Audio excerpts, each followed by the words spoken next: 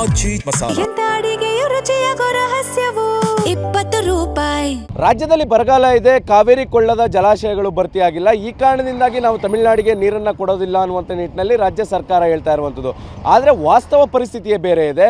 ತಮಿಳುನಾಡಿಗೆ ನಿಜಕ್ಕೂ ಕೂಡ ಎಷ್ಟರ ಮಟ್ಟಿಗೆ ನೀರು ಹರಿತಾ ಇದೆ ಅನ್ನುವಂಥದ್ದು ಭಾಳ ಸ್ಪಷ್ಟವಾಗಿ ಈ ದೃಶ್ಯವನ್ನು ನೋಡಿದ್ರೆ ಗೊತ್ತಾಗ್ತಾ ಇರುವಂಥದ್ದು. ಯಾಕಂದರೆ ತಮಿಳುನಾಡಿಗೆ ನಾವು ನೀರನ್ನೇ ಕೊಡೋದಿಲ್ಲ ಅನ್ನುವಂಥದ್ದು ನಿಟ್ಟಿನಲ್ಲಿ ರಾಜ್ಯ ಸರ್ಕಾರ ಪದೇ ಪದೇ ಹೇಳ್ತಾ ಇದ್ರು ಕೂಡ ಈ ರೀತಿಯಂಥ ನೀರು ಹರಿತಾ ಇರುವಂಥ ದೃಶ್ಯಗಳು ಸಾಮಾನ್ಯವಾಗಿ ಕಂಡು ಬರ್ತಾ ಇರುವಂಥದ್ದು. ಒಂದು ಕಡೆ ಕಬಿನಿ ಜಲಾಶಯದಿಂದಲೂ 12,000 ಕ್ಯೂಸೆಕ್ ನೀರನ್ನು ಕೊಡಲಾಗ್ತಾ ಇದೆ.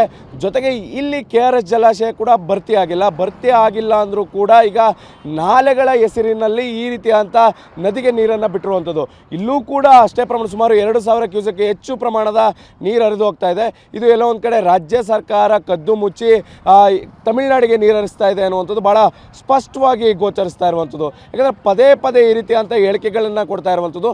ನಾವು ಯಾವುದೇ ಕಾರಣಕ್ಕೂ ತಮಿಳುನಾಡಿಗೆ ನೀರನ್ನು ಕೊಡಲ್ಲ.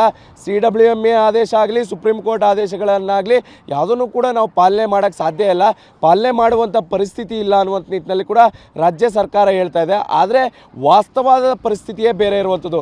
ಒಂದು ಕಡೆ ಕಬಿನಿ ಜಲಾಶಯದ ಒಳ ಹರಿವು ಕೂಡ ಇಲ್ಲ, ಈ ಕಡೆ KRS ಜಲಾಶಯ ಕೂಡ ಒಳ ಹರಿವು ಇಲ್ಲ. ಇಂಥ ಸಂದರ್ಭದಲ್ಲಿ ತಮಿಳುನಾಡಿಗೆ ಕೇಳಿದ್ದಕ್ಕಿಂತ ಹೆಚ್ಚುವರಿಯಾಗಿ ನೀರು ಹರಿದು ಹೋಗ್ತಾ ಇದೆ ಅನ್ನುವಂಥದ್ದು ಭಾಳ ಸ್ಪಷ್ಟವಾಗಿ ಗೊತ್ತಾಗ್ತಾ ಇರುವಂಥದ್ದು. ದೃಶ್ಯಗಳಲ್ಲಿ ನೋಡ್ಬೋದು, ಗೇಟ್ಗಳ ಮೂಲಕ ಈಗ ನದಿಗಳಿಗೆ ಬಿಟ್ಟಿರುವಂಥದ್ದು. ನಾಲೆಗಳಿಗೆ ಬಿಡೋದಾದರೆ ಬೇರೆ ಬೇರೆ ಭಾಗದಿಂದ ಕೊಡಬೇಕಾಗಿತ್ತು, ಆದರೆ ಈಗ ಸಂಪೂರ್ಣವಾಗಿ ನದಿಗೆ ಬಿಟ್ಟಿರುವಂಥದ್ದು. ಈ ನದಿಯ ಮೂಲಕ ಕುಡಿಯೋ ನೀರಿಗೆ ಕೇವಲ 200 ಕ್ಯೂಸೆಕ್ ಅಷ್ಟು ಬಳಕೆ ಮಾಡಿಕೊಳ್ಳಲಾಗುತ್ತೆ. ಈ ಒಂದು ಜಲಾಶಯದ ನೀರನ್ನು ಕಬಿನಿ ಜಲಾಶಯದಿಂದ ಹೆಚ್ಚುವರಿಯಾಗಿ ಬಳಕೆ ಮಾಡಲಾಗುತ್ತೆ. ಆದರೆ ಈ ಒಂದು ಜಲಾಶಯದಲ್ಲಿ ಇಷ್ಟು ಪ್ರಮಾಣದಲ್ಲಿ ನೀರು ಹೋಗ್ತಾ ಇದೆ ಅಂತ ಕಣ್ಣು ಮುಂದೆ ಕಾಣುವಂಥ ದೃಶ್ಯ.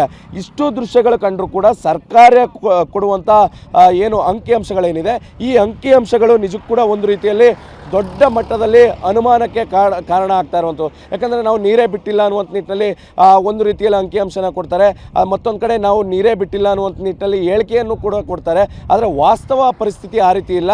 ನಿಜಕ್ಕೂ ಕೂಡ ತಮಿಳುನಾಡಿಗೆ ಭಾರಿ ಪ್ರಮಾಣದ ನೀರು ಹರಿದು ಹೋಗ್ತಾ ಇದೆ ಅಂತಲೇ ಹೇಳ್ಬೋದು. ಕ್ಯಾಮ್ರಾ ಪರ್ಸನ್ ಗುರುರಾಜ್ ಜೊತೆ ದಿಲೀಪ್ ಚೌಧರಿ, TV9 ಮಂಡ್ಯ.